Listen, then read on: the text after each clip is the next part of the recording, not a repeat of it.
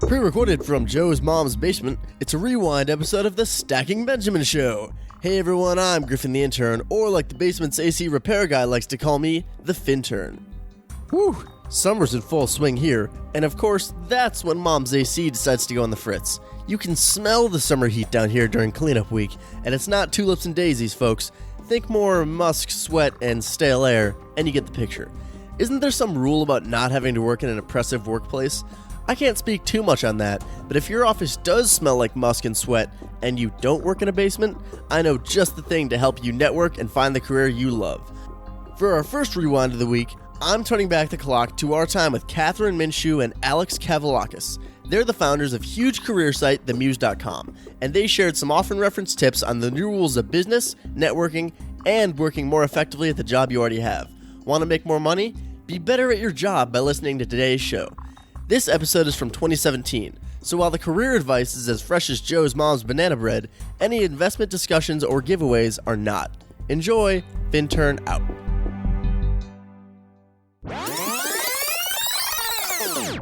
I don't like my job, and I don't think I'm gonna go anymore.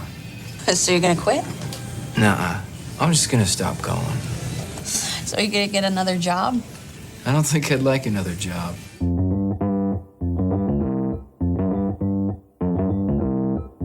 Live from Joe's mom's basement, it's the Stacking Benjamin Show.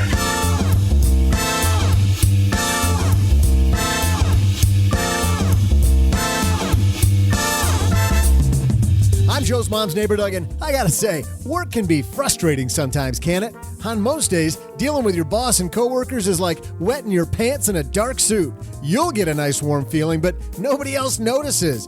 But not here in the basement, because on today's show, we're sharing the new rules of work with the founders of themuse.com, Kathryn Minshew and Alex Cavoulacos. Also, helping us with tax-related headlines from M1 Finance, Brian Barnes. You kids know we're working hard at bringing it, so we'll throw in more headlines, answer your letters, take a call from the Haven Lifeline, and even deliver some ice-cold trivia. But let's kick it off by introducing two guys who are celebrating Hump Day. Hump Day! Joe and O-J-J-J-J-G.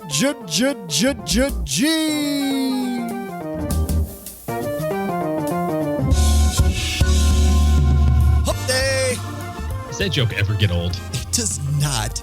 It does kind of feel like a nice break in the middle of the week to like recognize that, oh, thank you, Jesus, it's Wednesday. 2 more of these days. We're halfway there, living on a prayer, right? Hey, everybody, I am Joe Saul-Sehy, Average Joe Money on Twitter, just so you know which voice is which. Here at the card table in the basement, across from me is the one and only other guy, or as we call him here, colloquially, OG. Oh, that was a $15 word. Bam! I can't even say that. I know I can spell it and I can see it in my mind, but it's like... With my limited vocabulary, I found a way to get it done. You know what else I found a way to get done, even though my fingers don't really work all that great, you know, being the old guy on the show? I still head to stackingbenjamins.com/magnify money, and it's super easy, OG. You know why? Because I know that I can save $450 when I go there by shopping not just my checking account and my savings account, you know, those things that I use every day, but also debt products. I mean, it's funny, you and I talk to people about having a debt strategy. Average person out there has no debt strategy. They just kind of pay the bills. I like debt. My strategy is to get lots of it. It's like that commercial, that guy on the mower that I reference every fourth show. I'm in debt up to my eyeballs. Yeah. Well, I thought you were going to talk about the Allstate guy. Oh, yeah. Mayhem. Sorry, Robert. Oops. $5 doesn't buy my undivided attention. stackingbenjamins.com/magnify money to shop all your financial products. Over 92% of the financial products that are out there. And the place that Magnify Money calls number one when it comes to student loan refinancing and personal loans, you head on out to stackingbenjamins.com/SoFi. That's spelled SOFI. And when you head on out there, OG, it's a really nice ride. You know why? Because they throw in $100. You not only get to go there, but you get $100, If you $100 is like one of those things that, you know, you go to the bank and you take some money out and you get 20s and those spend real easy. But if you got $100 bill, it ain't happening. That just sits in your wallet for like months because you're like, I don't want to break that. It's a special occasion. Like if I need a Snickers, I got to wait for that. Right. Yeah. You go, well, it says this machine doesn't give change, but maybe it will this time. Or if it's a big day on the Powerball, you know, I got to save it for that special occasion. I don't want to break it. Keno at the bar.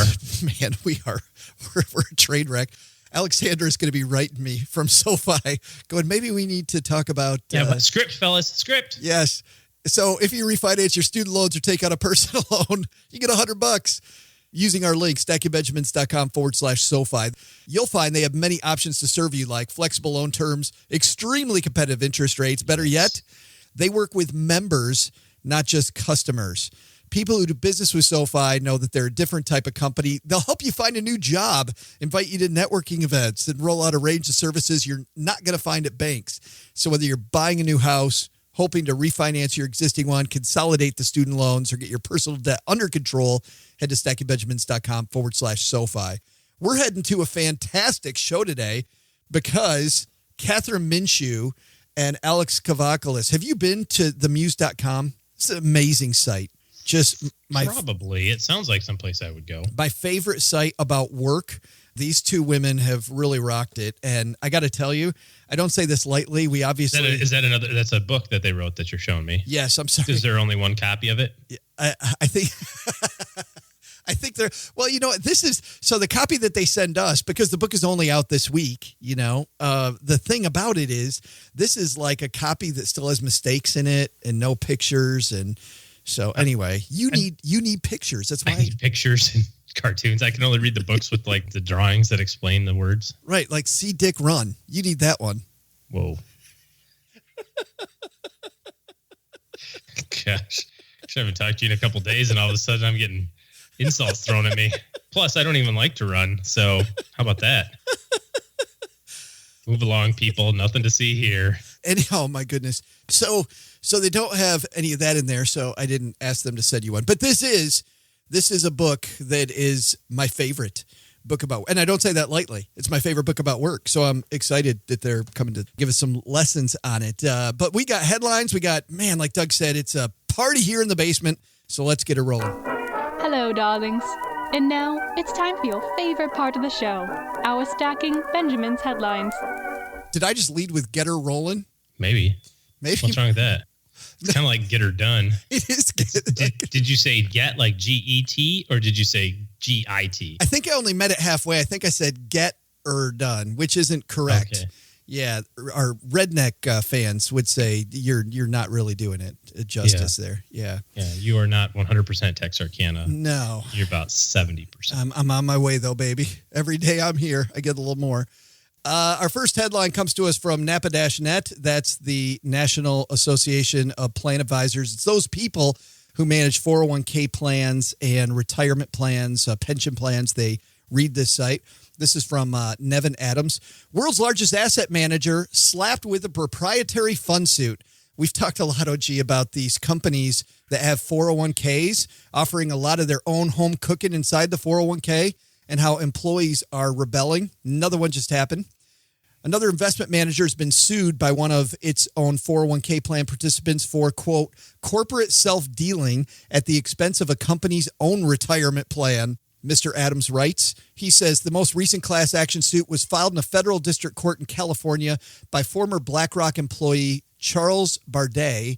BlackRock, which is the world's largest asset manager with $5.1 trillion with a T in assets under management, has approximately $1.56 billion in assets and approximately 9,700 participants in its 401k plan. How bad is it when you're an asset manager and it's not somebody else's 401k? It's your own 401k plan that they're ripping. Isn't BlackRock the creator of iShares? So what's in the plan that they don't like? The suit notes that almost all the fund options offered to BlackRock employees and participants are funds affiliated with BlackRock, Inc., and that, quote, as a result of the fiduciary defendants' disloyal and imprudent monitoring, several BlackRock proprietary funds that would have been removed by a prudent and loyal fiduciary remained in the plan. The suit alleges that, quote, participants were subjected to higher hidden fees through excessive fund layering, where one BlackRock fund invests in a rabbit hole of other BlackRock funds. The plaintiff alleged that, quote, in this layering scheme, each BlackRock fund charges additional fees to employee investors, and those unnecessary layers of fees cannibalize the returns of the employee, end quote.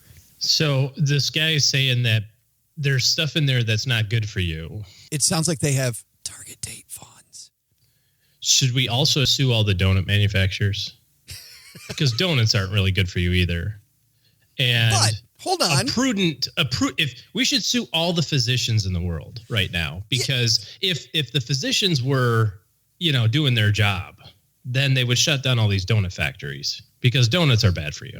No, but that's like saying that you're chained inside a Krispy Kreme and it's all you're given to eat. But that's not what he says. He didn't say that's all you're given to eat. He said that some of what you're given to eat is that. So pick the other ones. He said almost all of the fund options offered to BlackRock employees are affiliated with BlackRock. Almost all. Well, so what? BlackRock creates iShares. They're an index fund company, for crying out loud. The suit notes that in total, 21 of the BlackRock proprietary funds offered employees through the plan funnel the employees' retirement assets into BlackRock funds that charge additional fees, which it claims are not reported in the expense ratio, thereby eroding the participant returns. All right. So if there is improper disclosure, right? If they're charging you 2, but they tell you they charge you 1, that's baloney.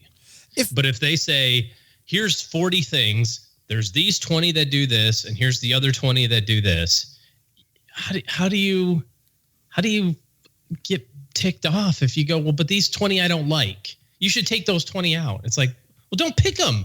But here's you're not forced into it. Here's where the fiduciary rules come into play, though, I think, which is, would a fiduciary have gotten rid of some of these funds? He's talking about the life path funds. I'm reading down here at the bottom of the article, target date funds, which are their target date funds. And we've talked about, because people always write to us saying, why do you get so upset about target date funds? Vanguard's got great target date funds.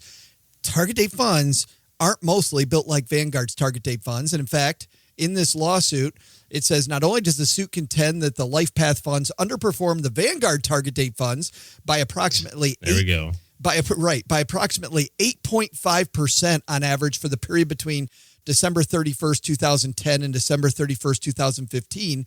They can't be comparing apples to apples at that point. After taking into account the compounding of returns realized every year, and underperformed the Dow Jones target date indices by almost 20% during that period. So he's saying these are underperformers. So these things lost 40% a year, underperformed by 20%? No, by almost 20% during the period. Cumulatively. Cumulatively. Yes. 8.5%. I bet you they're cherry picking the data. There's an interesting, this stuff, I'm getting tired of hearing all this, lawsuit stuff about these things like protect me from myself. At the end of the day, you have to review what options you have available for your own, for your own plan. And if you choose to use the target date funds, you can't be pissed off that they suck later, right? Like, you're choosing to put your money there. If your 401k only has target date funds, I guess you're screwed, right? But I have not.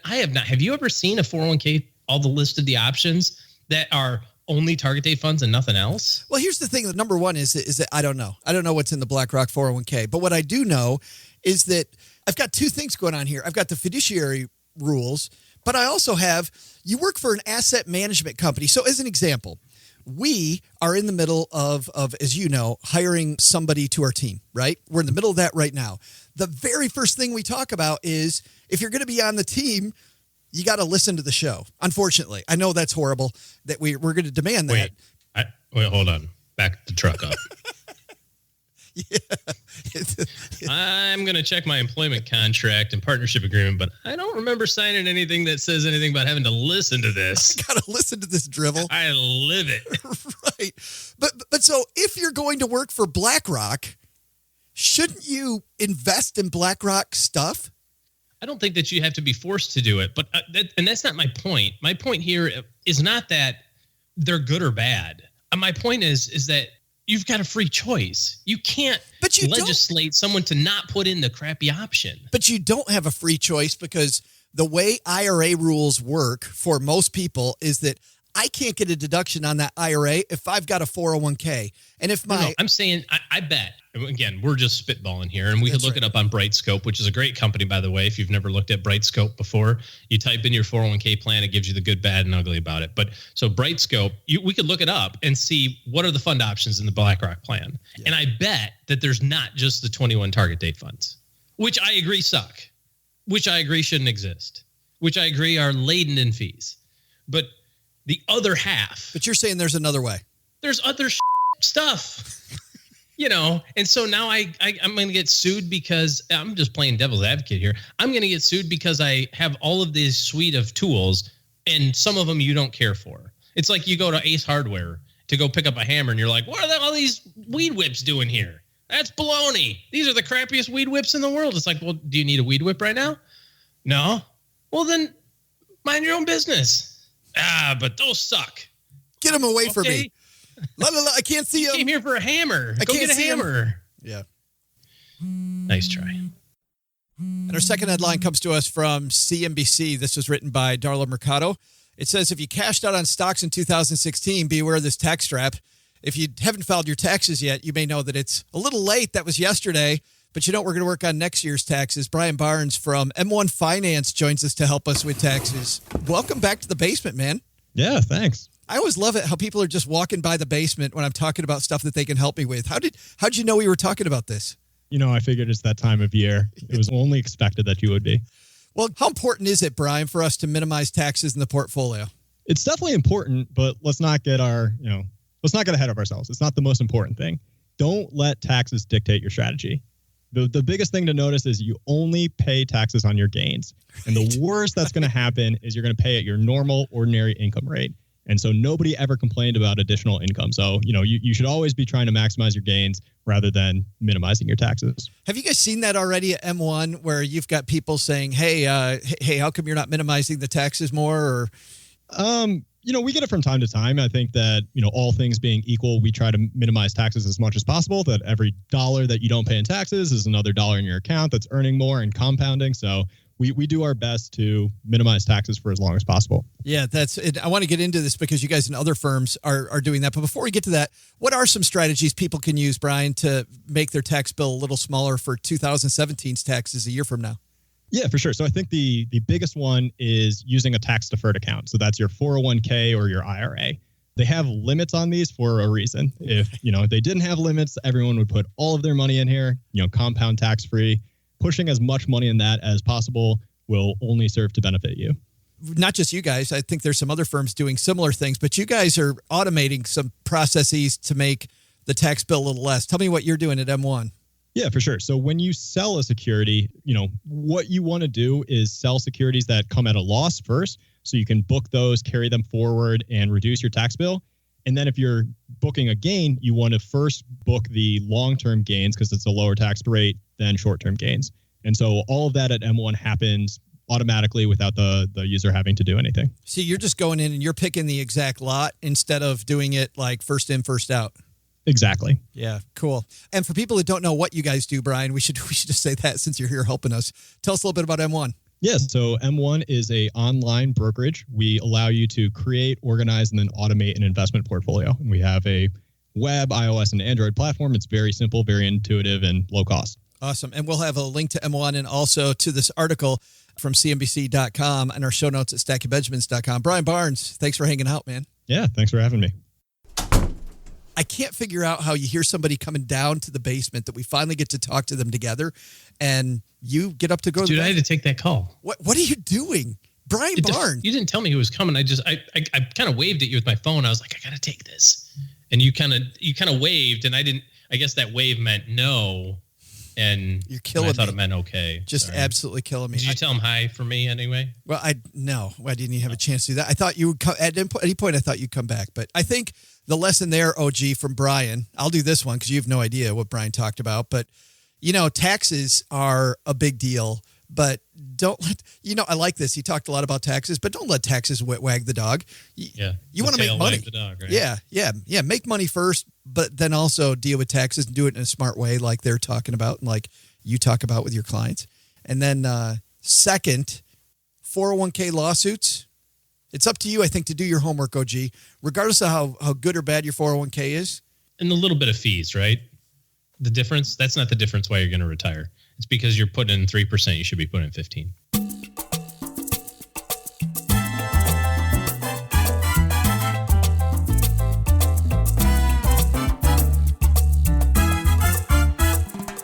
I'm so excited to talk to these two women, OG. Kathryn Minshew and Alex Cavoulacos are the founder and CEO and founder and COO of themuse.com, probably the hottest site for workplace discussions on the internet, whether you're looking for a job or you have one and you just want to do a better job at work or keep doing a good job.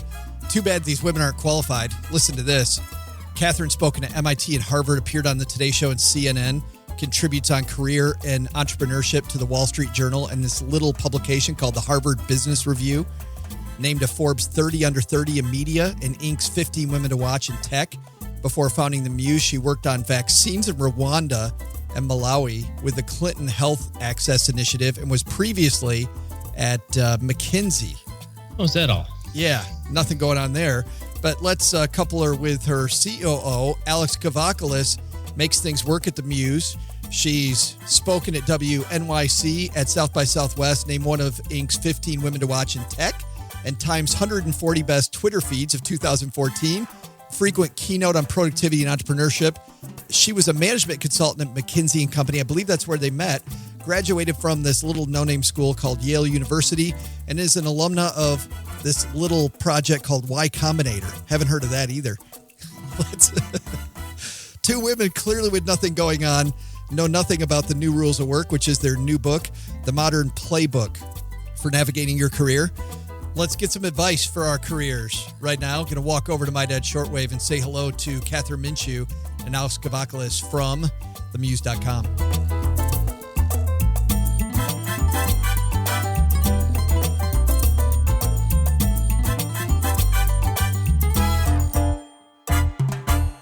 And Alex and Kathryn, how are you ladies? We're doing great. It's so good to be here. Yeah, thanks for having us. Well, I'm so glad you could include us on the book tour. How great is it, by the way, seeing your names in print on a book like this?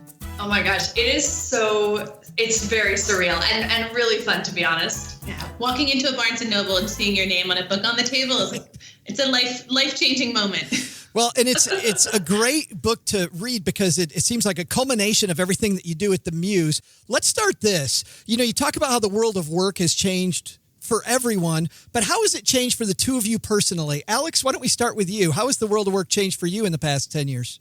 Yeah, that's a great question. I think 10 years ago, I thought of the work as being a much more linear thing. I grew up in France originally. It's very much a place where you study something in high school, you specialize, then you go to college for that same thing, and you stay in that career. In that way, France is a little behind the US in terms of sort of moving between industries. And I was sort of set on a path. And the last 10 years have been a really great awakening, both for me, but seeing this in the entire workforce has been really energizing in terms of people being able to take their passions and their skills and apply it in many different ways. I think that's both a lot of opportunity, which is exciting, but also it creates a lot of anxiety to figure out what the next step is. And the new rules of work is really us trying to help people through that journey. Yeah, I bet it's like you have so many options, you're just frozen. You don't know what to do. Exactly. Yeah. Kathryn, how about for you? Yeah, I would echo a lot of what Alex has said. I mean, one of the stories that we tell in the beginning of the book is that when I grew up, I was convinced I wanted to work for the Foreign Service. I don't know. I mean, I don't know if you ever watched that show Alias that was on television about, 10 to 15 years ago. But I remember watching Sydney Bristow from Alias and thinking that was the life I wanted. She was smart. She was a badass. She spoke a bunch of languages. And anyway, it's so funny how people choose what career paths they follow. And I think for me, having come from a place where I had a lot of certainty about the career path I wanted, to then have a chance to explore that path and realize that the vision I had in my mind of being a Foreign Service Service officer or a CIA agent. It didn't correspond with the reality of that role. And I love that there are a lot of people who find that role is exactly what they want to do. But for me, it sort of set me into this path of saying, well, what do I actually want? And so I love that it's becoming easier than ever before to explore new career paths. I love that maintaining your network over time is easier, that people have all of these new avenues to learn skills and develop themselves and really chart their own course, which is what our book is all about. You know what I love best about that story, Kathryn, when I read it in the book, was that I love the fact that it's okay to be wrong. Like I felt like originally you felt like, oh my God, I got my career wrong, but everything that you learned there still informed what you did today. It's like, it's not wrong. It all informs this career path that's so just you. Exactly. And I think there's really 2 points that I want to pull out to what you just said. One is that every experience you have teaches you skills. And at the end of the day, finding the right career path is about developing those skills, acquiring those skills, and then putting them to use. And which is why I think it's gotten easier to change careers than it was in the past. And the second is about that idea of being wrong. I mean, when you really think about it, the decision about what you're going to spend 40, 50, 60 hours a week doing, that's one of the most important decisions that many people face. And why wouldn't you take the time to get it right? And it's funny, we've sort of moved away from this idea that the first person you date in high school is the one you're supposed to marry. Why shouldn't we accept that, the first job that you have may or may not end up being that lifelong path? And that's okay. In fact, you probably should try a few different career paths or a few different jobs to really figure out, what do you love? What satisfies you? What makes you get up in the morning and say, I've got the career that I worked for and I'm really excited about it. That's such a great analogy. If I'd stayed with my first job, I would own that second shift at McDonald's now. I was going to say, I was a lifeguard and then a waitress, so pretty happy that I got a chance to try a bunch of things before I settled down. But it is funny, and this is a little bit away from the book, but all of those things, I look back based on what you're saying, and all those things did inform me. I mean, I had a horrible job working out in cornfields, and I just learned that even though working smarter beats working harder, sometimes working harder is what pays the bills. Mm-hmm. Absolutely. The other thing I think is really interesting about all these, sort of phases people go through when you're figuring this out is I think there's this belief that some people have, which is hard, which is that every job and every day in your job should be great. And even the best job has its ups and downs. And I think there's actually something really helpful and to know personally, and it just feels a lot less alone to say, you know what, if I'm having a tough day, everyone has tough days. The people who have the job I aspire to had tough jobs, tough bosses. They may have been laid off. They've all been through this. It's not just, sunshine and rainbows all the time. It's just not realistic. Is that a hard part of this idea of following your passion? Because you hear, you should follow your passion, right? But then you get down that road a little bit, and every job has parts that just absolutely suck. Absolutely. And this is Kathryn. I think what we really tried to hit on, both in the book as well as on the Muse, is this sense of balancing inspiration and reality. So the right job should inspire you some days. It should help you look forward to the future and think about, again, what's that next step? But at the same time, you've got to accept the reality that work can be tough. And that's okay. As Alex said, every single job has hard days. And so I think accepting that and understanding that just because you hit a rut or just because you have a challenge doesn't mean you're necessarily in the wrong career path. It might, but it also might be simply a sign that, that life happens, or that you need to work on something or to improve a relationship. And so we built the book around this idea of, yes, how do you find the right path, but how do you also equip yourself with the skills, the tactics, the strategies you need to make the job you're in right now the best it can possibly be for you as well. Yeah, I like this idea of each chapter in the book starts off with what the old rule was and what the new rule is. And a lot of what we talked about so far is the first new rule of the book. And I guess to paraphrase, instead of going from degree to work in that field, you examine all your experiences to plow a new path. Would you say that that's a good paraphrasing of rule number one? Yeah, absolutely. And I think that's the biggest thing is you're taking all these disparate pieces and trying to figure out how they fit together. And you could imagine two people with the exact same jobs and internships and degrees that take two completely different paths based on the same set of information. So I think that it's such a personal journey. And that's the most important thing. It should be about you, not what will make your parents proud, not what your roommate thinks would be cool. I think startups right now, for example, are great.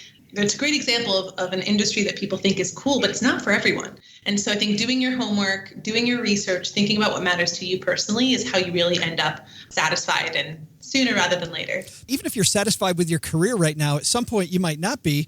And I think that it's important to always examine where you are.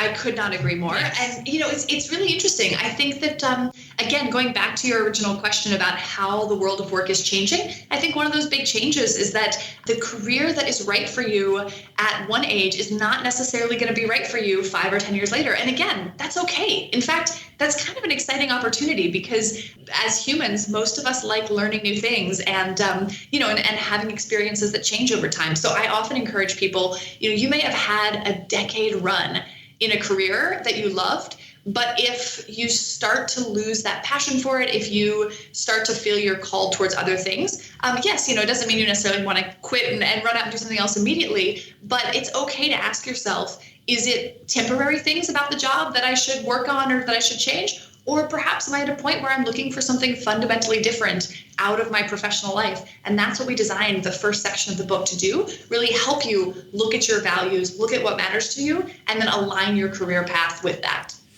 I think on that note, Alex, I think you were the one that was talking about how people freeze because you've got so many different things that you can look at.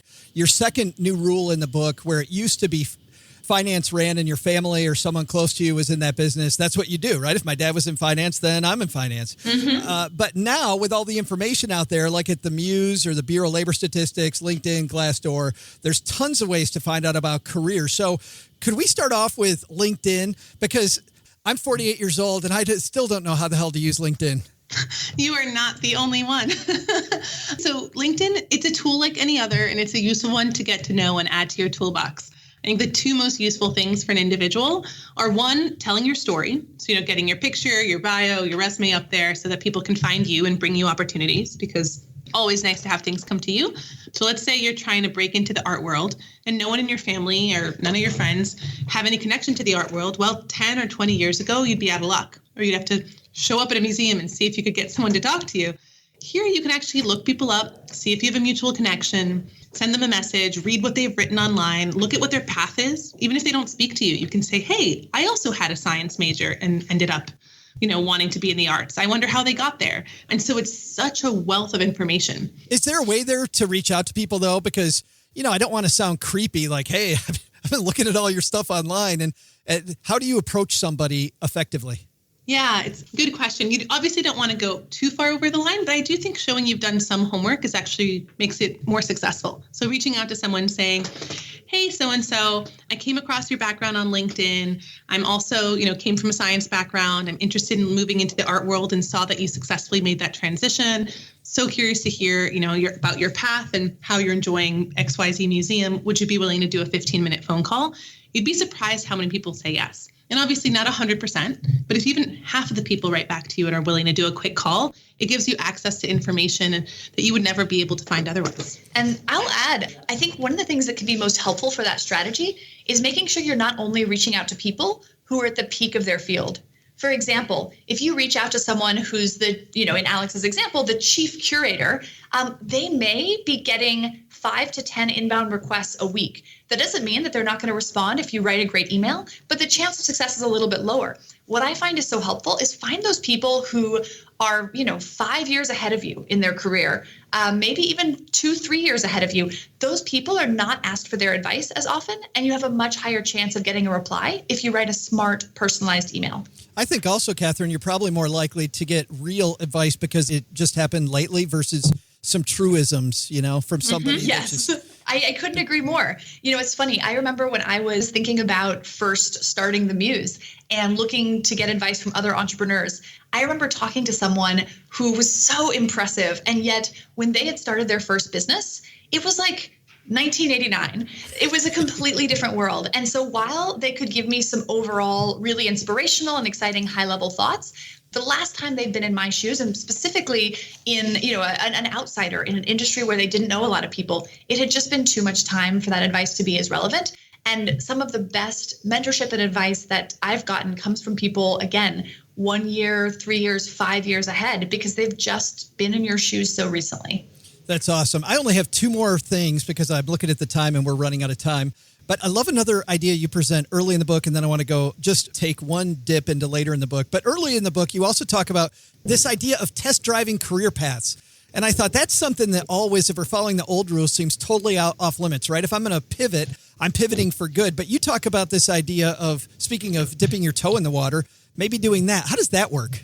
Yeah, there's a lot of different ways you can think about test driving a new career. I'm a big fan of it because I think that particularly if you're not sold, if you're not certain that you want to make a pivot, it can be a good way to get more information. So there's a lot of different ways, and we talk about some of these strategies in the book, but just at a high level. Number one, you can have informational interviews with people in the career path of your choice. This is a little about what we were talking about a second ago, but you can sit down with people and ask, what's the best thing about your day-to-day? Right. What are some of the challenges? What sort of person would love your job? What sort of person might be really frustrated by aspects of it? And really get that sort of firsthand experience. You can also look at volunteer experiences. Mm-hmm. So people often think of volunteering as working at a soup kitchen, which obviously is a great thing to do, but you can also volunteer to help a nonprofit or a small business in your career path of choice. For example, there's a friend of Alex and I's who was trying to make a career shift into social media. She loved working on Twitter, on Instagram, etc., and was wondering, is this a possible career path? She volunteered her services for a local small business and found out that she didn't actually enjoy the business of social media in the same way she thought she would. That's fantastic, because now you've saved yourself the time of executing a major career pivot, only to figure out it's not quite what you're looking for. I could go on and on. There's a lot of strategies in the book, but really thinking about how do I make sure, or at least gather as much information. Again, it's completely okay to be wrong, but I'd rather give myself the chance to be wrong as quickly as possible. So I have as much of my time as possible to be right. I want to make sure that I don't give people the idea that the new rules of work is just about finding a job. And certainly it's not, because it's also you talk about building your network, communication, being productive, scoring interviews, running teams. I love the idea. I love the whole chapter on meetings, because you and I, all three of us have been in so many baloney meetings that those drive you crazy. But one thing I want to talk about from later in the book, ladies, is one of your rules is that the 9 to 5 is gone, right? And now we're expected to be available all the time. And that makes people think that we should be working all the time. And when you wrote that, I find myself nodding my head, by the way. Yes, I feel like 24/7 I have to be available for my audience. So how do you manage time so that work doesn't suck all the passion right out of you? Yeah, that's such a great question. I think one of the most important things is to really be conscious of where you're spending your time and laying out boundaries. I think what the old workforce was like, it gave you boundaries just because it had a clock in and clock out time, and then there was no way for anyone to reach you. Now it's sort of blurred. And so I think a mix of that is having really clear expectations on what success looks like for your role. And then if you know you're hitting it, it means, okay, I've done it. I've done what I need to do this week. The other is around communication. I think the biggest thing is actually just addiction to smartphones and technology in general, where I realized myself that I would pick up my phone, go straight to my email without even missing a beat or doing it on purpose. And so thinking about how you manage alerts on a phone to make sure it's not jumping in, and you get a chance to decide when you check your email doesn't come and tap you on the shoulder and say, hey, I need some time right now. For people who are on the more extreme side, one thing I did myself is I actually did a technology curfew where I stopped using technology after 11 p.m. at night, which for some people sounds crazy, but for a startup founder was already an improvement, and cutting myself off. And it actually made me much more conscious of the fact that I was really going back to the well, and that I was doing it without someone else putting that pressure on myself. I was doing it myself. And I think that's the problem a lot of people have with sort of this time management, work-life balance question is your boss isn't telling you to check your email at 11 p.m. You're checking it, you reply, someone else replies, and all of a sudden everyone's on an email chain, no one's going to bed. I think that's the biggest aha of all, is if I don't participate, everything's still going to be okay. Yes, most people don't. It's not, we're not saving puppies and doing heart surgery.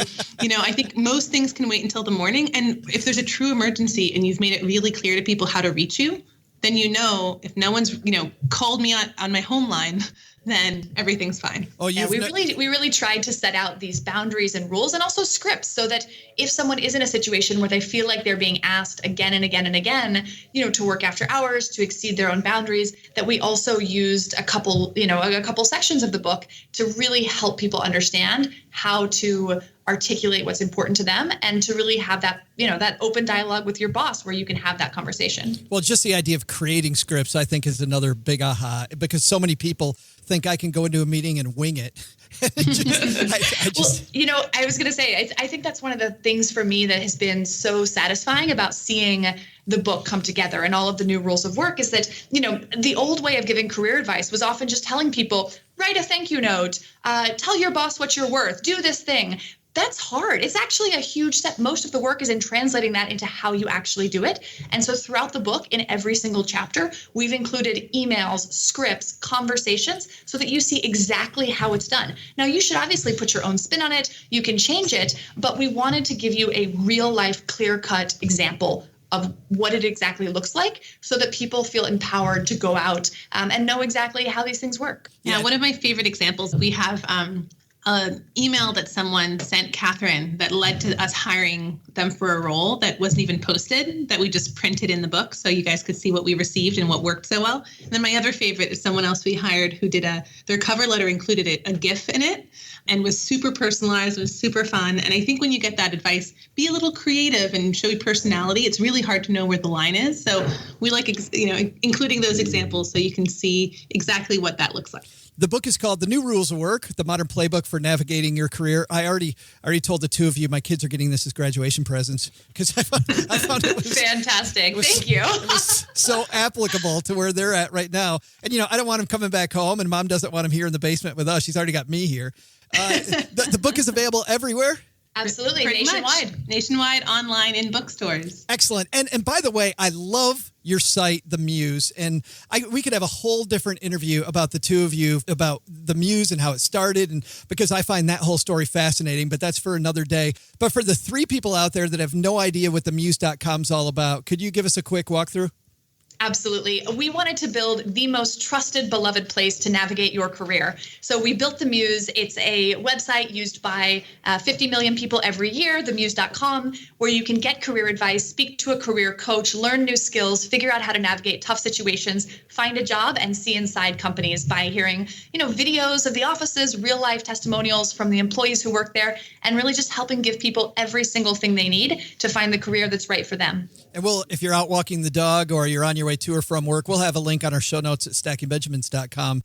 Alex, Kathryn, thanks a ton for hanging out and for all the great advice. Thank you. We had a great time. Hey there, kids. I'm Joe's mom's neighbor, Doug, and to piggyback off Kathryn and Alex, we're all about work here in the basement. Why, when we're not recording these amazing shows, we work hard on organizing the beer over there in the corner. Sometimes we'll work at epic debates like which version of Bravo's Housewives series is the best. Oh, geez, all about Housewives of Beverly Hills. What a clown. Of course, Housewives of Atlanta is the best. Everyone knows that. So we're working, right? Which brings us to today's trivia question. While we never waste time here, what is the single biggest time waster in the workplace? I'll be back with the answer and maybe a push broom right after this.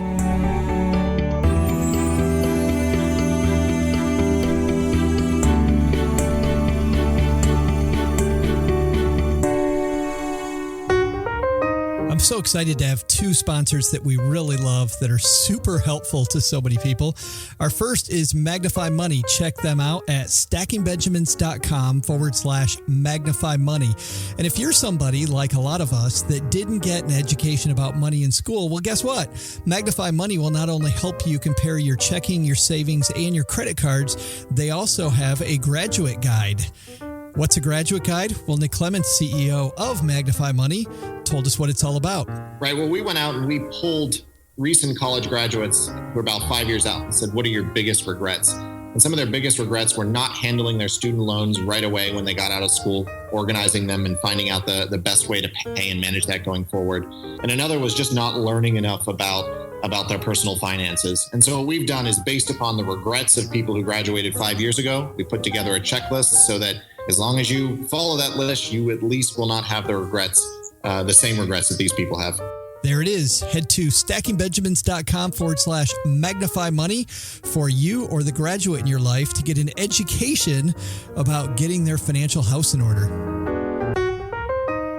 And if you've listened to the show before, you know I'm also excited about our second sponsor, SoFi.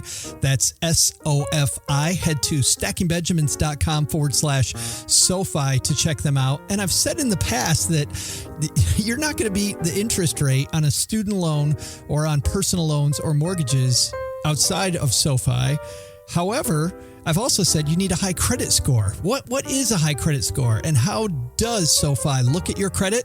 We asked Dan Macklin over at SoFi how it works. So there's no absolute minimum that we have, but generally if you're in the 700s and above, then you have a great chance of being approved. But credit score is not the only thing we're looking for. There's a variety of measures, but it's one of them. So even though it's not the only thing they look at, it's an important qualifier. So clean up your credit and then head to stackingbenjamins.com/SoFi when you're ready to get your mortgage, refinance your debt through a personal loan, or look at those student loans to get the interest rate down to something more manageable.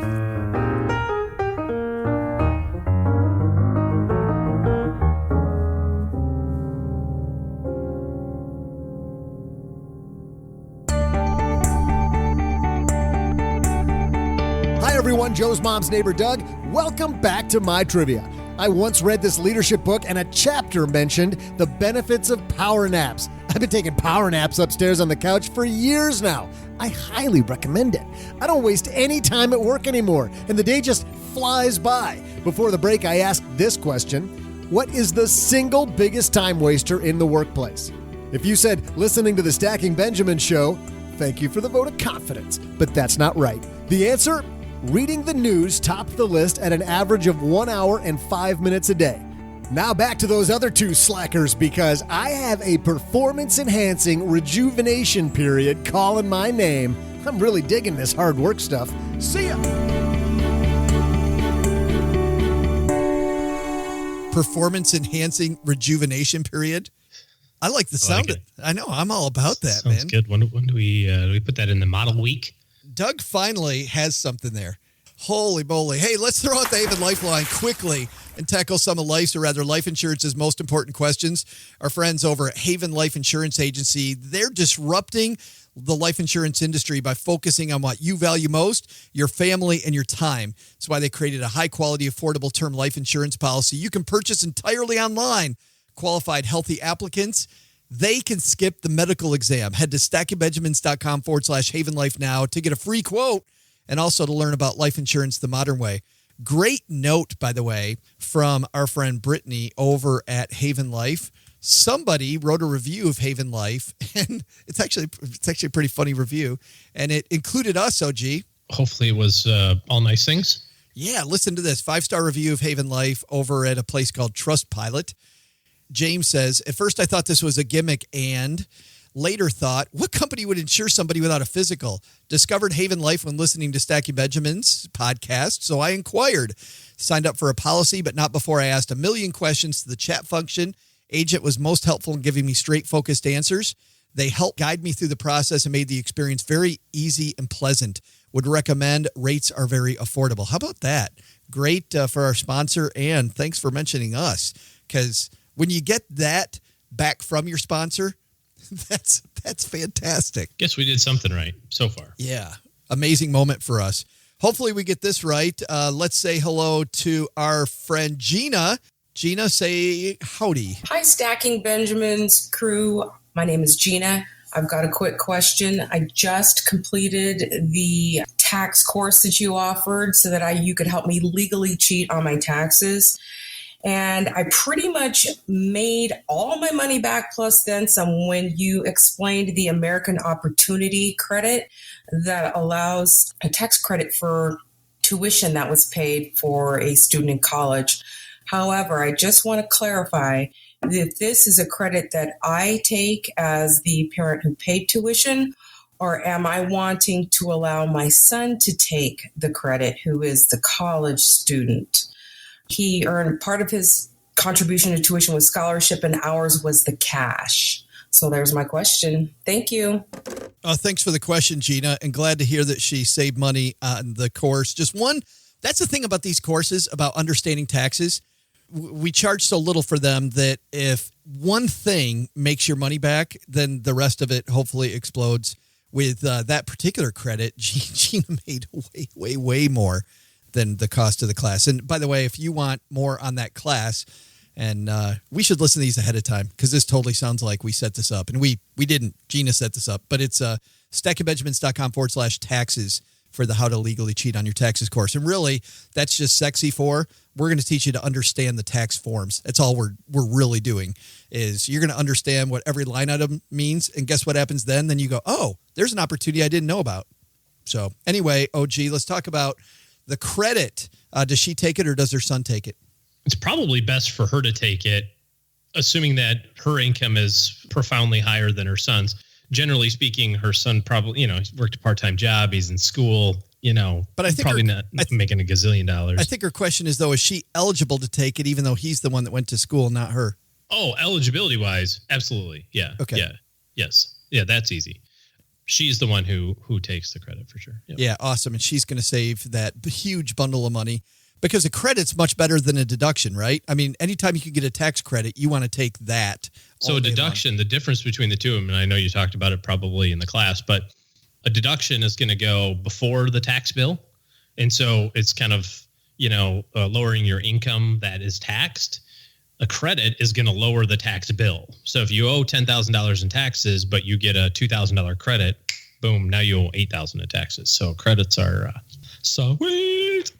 One more thing about that class, by the way, I know that tax day is over as of yesterday. Well, except for those of us who file extensions. Well, and I want to say, though, even for that, a lot of understanding taxes is about setting it up ahead of time. I think people think they have to understand taxes between January 1st and April, 18th this year. I don't think that's the case. I think if you understand it now, then you're doing activities, OG, that help set you up for a great tax day later. Well, I had a conversation with a client. We do a little bit of tax work, not a ton, but on occasion we do some tax work and tax filing, that is. And I had a conversation with a client that did some traveling for his job. He kind of had a side hustle, so to speak. And I said, well, that the 1099 you got was from a company in Ohio and you live in this other state. And did you have to drive for the meetings or anything like that? And he says, oh, yeah, we drove all over the place. It was a small project, but we drove all over the place. I said, well, what was the mileage? Because that's a pretty big deduction. He goes, I didn't keep track of it. I'm like, go back and keep track of it. Yeah. Write it down. It's 50 plus cents a mile for every, you use it. And if you, to your point, if you're thinking about it if it's ruminating all year long, you're going to be that much more well prepared for, the middle of January, February next year when it comes to tax time, because you're going to have that stuff kind of already spinning in your head. Doug also brings down the mail, and love hearing this. This is mail from our friend Maggie, who wrote to us from Clarity Money. Remember when Adam Dell was on the Friday show talking about the Clarity Money app? They have been nominated for a Webby, and the Webby Awards are an international award honoring excellence on the internet. People listening that work online, I think they know what the Webbies are. Company was recognized in the financial and banking services category for mobile apps. Clarity Money, of course, created by Adam Dell, the brother of another Dell, who you might or might not know. I know that name Dell, OG, pretty obscure. Never heard of it. Right. Like Farmer in the Dell? Farmer that kind of Dell? That's exactly it. Other nominees include established players like Wealthsimple, which won the category last year, Found Money by Acorns, Stash Invest, and N26. We've had Acorns on. We haven't had the others. We got to try to have these other apps on the show soon. But Clarity Money has now analyzed over $10 billion in transactions for customers and has saved on average $300 per person who's taken advantage of Clarity Money's subscription canceling service. So good stuff there. Congratulations to our friends over at Clarity. Love seeing when somebody comes on the show that's like a good luck charm. I'm sure the whole reason Clarity Money got this Webby nomination, OG, was because of the fact that they were on the Stacking Benjamin show. It's likely that had something to do with it. Something or close to nothing, right? Our second letter today comes to us from Ben. Ben says, I'm well aware of the research and common thinking on the performance of actively managed funds versus index funds. You can't beat the market over the long term, keep fees down, etc. But all the research I've read has been done on developed markets. I'd like to know your thoughts on this same question in emerging markets. My thinking is these markets are less efficient for a number of reasons, so I prefer to have someone picking stocks over investing in the broad market. Have you seen any studies on this topic? Thanks. Great show, Ben. Great question on emerging markets. Awesome. Yeah, I love this one. So to be clear, I don't think that the studies suggest that you can't beat the market over time. The studies suggest that it's impossible to pick the person who's going to do it. That's going to do it over time. So there are people who do beat the market. Right. We just can't identify those people in advance. Therefore, why should you try to play the game? Right. So there are definitely people in less efficient markets. Right. So what he was saying here, in less efficient areas, emerging markets, smaller companies, even international. Right. That's kind of how Sir Templeton got started in his kind of international side was we've got people on the ground. If you remember the ads from Franklin Templeton years ago, it was we've got people in Singapore, we've got people in India, we've got people in China. That's how we're going to make better investment choices. I think you've got a chance of having a better chance of outperforming, but the same science applies. You can't pick that person in advance based on what they've done in the past. So even if you say, well, there's ABC fund and this fund manager, Bob Jones, and he's beaten the index, I'm using air quotes, he's beaten the emerging market index 10 years in a row. Does that mean he's going to do it next year? Can you use that as any sort of guide for picking investments in the future? I don't think so. And I would say, let me add just one more thing here quick before you either take the exact opposite approach or say, I agree with you, OG. The other thing that you'll find is active management in less developed areas or smaller niches, so to speak, emerging market, small cap, whatever, is going to cost more too. The bogey of clearing that index plus cost is much higher because instead of it being, 0.5% for an active manager who's doing large cap value in the US, it might be 1.5 or 1.6 for international emerging market small cap. And part of that is based on what Sir John Templeton, having boots on the ground costs money. You have people there. You have offices in other countries. That's just going to cost money. My take on this is that we've talked to people like Jamie Wise at Buzz Indexes and Phil Back at ACSI. We talked to them about the future of actively managed funds. I think with those inefficiencies that Ben's talking about, I think it's going to be ripe for that type of thing, where they're going to go in there with algorithms, OG, instead of boots on the ground. They're going to take an algorithm, they're going to take a position, and they're going to work those inefficiencies, and they'll be able to do it with computers, I think, a lot more aggressively, and I think even with possibly a lot less risk than we're seeing now. I think that area is ripe for that type of investing. Well, you could be right on that. And with the extra costs that are involved in, let's say he used emerging markets as an example here, but with the extra costs, I often wonder, is that just an excuse these days?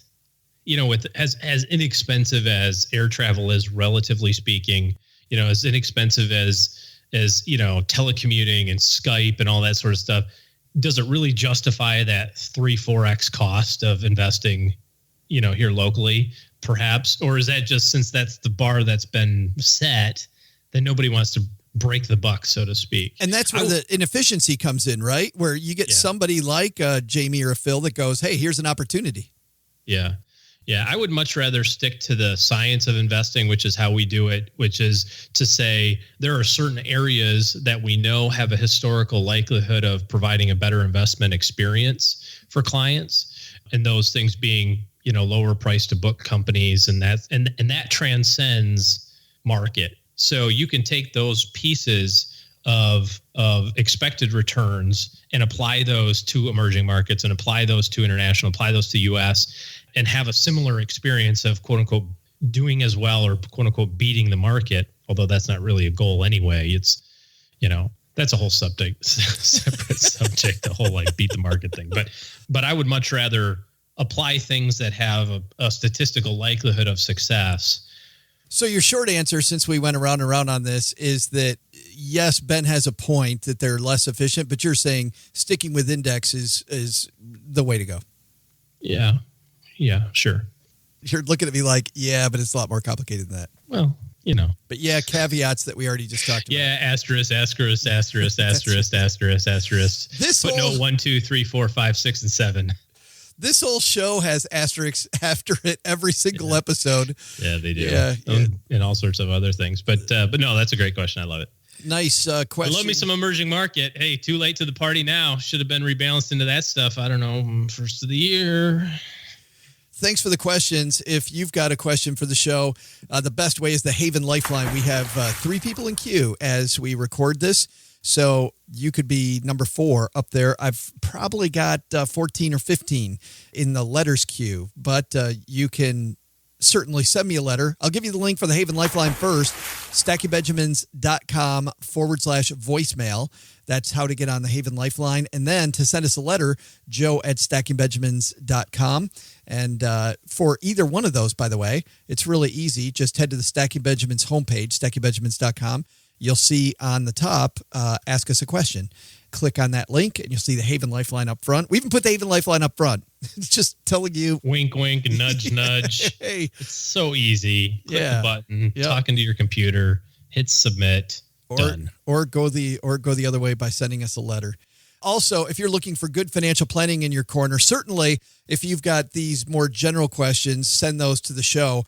But if you're like, I need great help in my corner, want to see how OG works, he's taking clients. So head to stackingbenjamins.com, letter O, letter G, stackingbenjamins.com/OG. That'll send you to a calendar for an initial meet me session with OG to talk about what it takes getting him in your corner for your financial planning needs.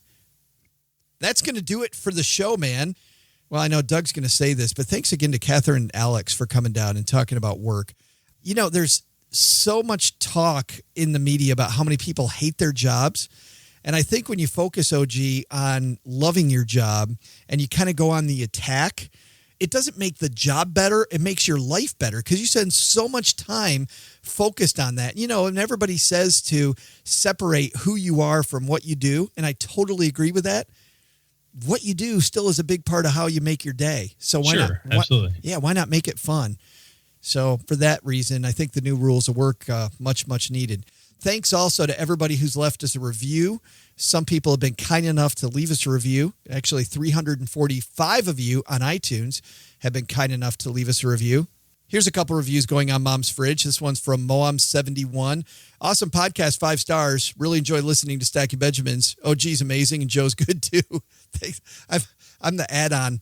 I think we can put that one top of the fridge. Yeah. Highlight a certain section there. Just what you need is your ego boosted because I do sometimes. Lord knows it's not high enough.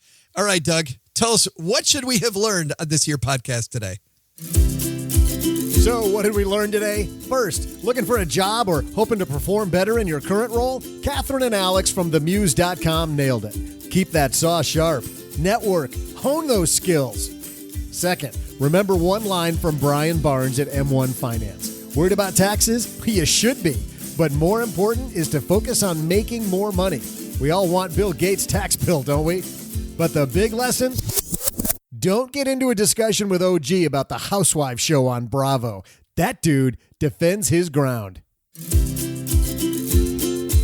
big thank you to Kathryn Minshew and Alex Cavoulacos. You'll find a link to their site, themuse.com, at our show notes on stackingbenjamins.com, as well as a link to their book, The New Rules of Work. Thanks also to Brian Barnes from M1 Finance for stopping by. For more about M1 Finance, head to finance.com. This show is the property of SB Podcasts, LLC. The show is created by Joe Saul-Sehy, produced by Richie Rutter-Reese, and engineered by Steve Stewart.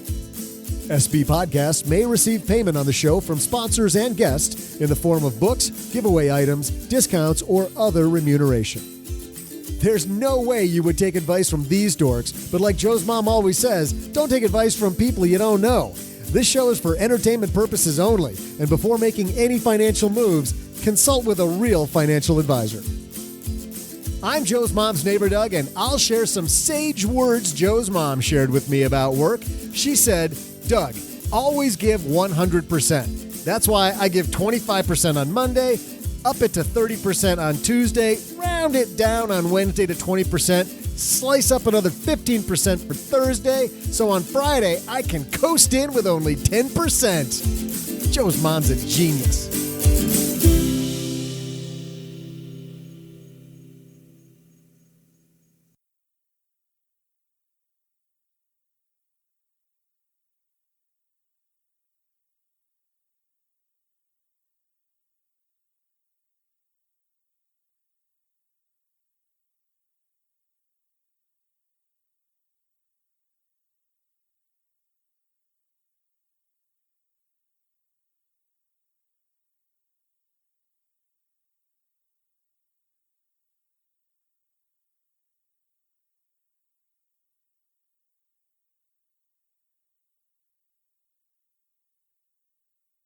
Welcome to the after show, the part of the show where if you hate the signal noise ratio already, you're going to hate it even more because there is no signal. It's all noise. We often talk in the after show, if you're here for financial stuff, we often talk about stuff that has nothing to do with finance because we used to do it in the show and we actually wanted the signal to noise ratio to be a little higher there. But let's talk about something that OG and I are both passionate about, movies. I saw this movie that OG was a box office bomb starring Scarlett Johansson. I saw some Ghost in the Shell. You are the first of your kind, but you're not invulnerable. Maybe next time you can design me better. Everyone around me, they feel connected to something. Connected to something I'm not. What are you?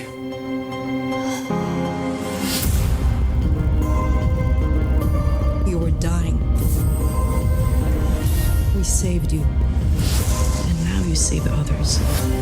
Words like violence break the silence. So Scarlett Johansson plays the role of a woman who has, when she wakes up, she's been told that she passed away, but they brought her back and they brought her brain and put it inside of a robot body, like a superhuman body. And now, like they said, now she helps save other people. She's part of this special task force. It's set in the far future. People get enhancements all the time. Not the enhancements you see on television, but they get chips. Like one guy during the film gets chips where he has better eyes. People get chips where they can experience things better. Scarlett Johansson is the biggest end of that, where everything is enhanced except her brain. She's the product of a security corporation that works with the government to defend people. She's the newest model. This was a huge anime series. I didn't know anything about it. There was an animated film that apparently was huge with anime fans. It isn't that I didn't like or don't like anime. I just don't have enough time to be everything to everybody. I'm sure I would completely get into it. This film, when it opened at the box office, just died. Absolutely died. And what's sad is, OG, I really enjoyed it. It's slow. And I think you have to enjoy sci-fi. But if you really enjoy science fiction and you like these movies about people discovering who they are, maybe she's not being told the truth. She's definitely not being told the truth at the start about who she is and what her background is. And she's on this quest. I like character development. I like characters learning about themselves and changing because of what they learn. Sometimes not changing the right way at first and going in the wrong direction. I think there's a lot here. I thought Ghost in the Shell was really good, but I think I've got those two caveats. Got to like sci-fi. Got to be, if you're somebody that just loves fast-paced movies, Fast and the Furious is out right now. You like the fast-paced movie? Yeah, this isn't going to be it. Movie does take its time getting where it's going, but for me, it was a nice slow burn, really a ride that I like. So Ghost in the Shell, qualified thumb up from Joe. And we thought about not talking about that movie, but I often like reviewing films that I think people might miss because, it doesn't get great box office. So in this film, just if you read online, this film did nothing. It came out, rolled over, nobody went and saw it, which I think is kind of sad. So that's that, OG. You've got some other stuff for us, though, some quick stuff. Oh, yeah, nothing cool. Nothing cool. Right. Just we do talk about one thing. So we talked about our joke. Oh, the jokes. Yeah, the jokes. Gosh darn. So I have gotten no jokes to feed to you. I haven't gotten one. Because I'm very stoic, apparently. Nobody can make me laugh. Hold on. So going back to this, I heard a long time ago on Chicago radio, WMVP in particular, the show is called Johnny in the Morning. This funny bit called Crack Me Up. And people submitted jokes, and then they tried to crack Johnny up with the jokes. And the one that got him was just an absolutely horrible joke. But we're going to try to make each other laugh using your jokes. And you submit jokes to OG or submit jokes to me to make each other laugh. Once again, Don't send the same joke. Send one to me, one to Joe. I have 5 of them so far, but I need we need 10 or 15. You've got 5. I've got 0. So what does that say? What that says is people are going for the win is what they're doing. You think it's easier to crack me up than it is to crack OG up, which, okay, we're going to stack the deck a little bit. The first 3 people that send jokes to me to try to crack up OG are getting a Stacky Benjamins t-shirt. Let's do that, huh? First 3 people to do that. But I only have, so here's Joe at stackingbenjamins.com or OG at stackingbenjamins.com. This email. In the subject line, joke. And then put the text in the so we know, so we can sort it pretty easily. And I've got, like I said, I think I've got 5 or 6 of them so far. We need 10 or 15 each to be able to, because we got to go rapid fire, right? We just can't tell one joke because you got to, ba-boom, ba-boom, ba-boom, ba-boom, ba-boom, and then boom, he laughs. Yeah, that's how Johnny. Or in Joe's case, laugh. That's how Johnny got caught. There was a huge laugher. I was crying as I'm driving down the road. I think I actually, and people say this all the time, and I never do. I actually had to pull my car over just because I couldn't keep my eyes open because I was laughing so hard. And he didn't laugh on that joke. He laughed on the next joke, which was absolutely a groaner. In looking at these 5, I think that there's 3 of them that I think you'll laugh at already. All right, let's do it though, guys. I'm really excited about this. So Joe at StackyBenjamins.com if you want me to crack up OG, or OG at StackyBenjamins.com. Put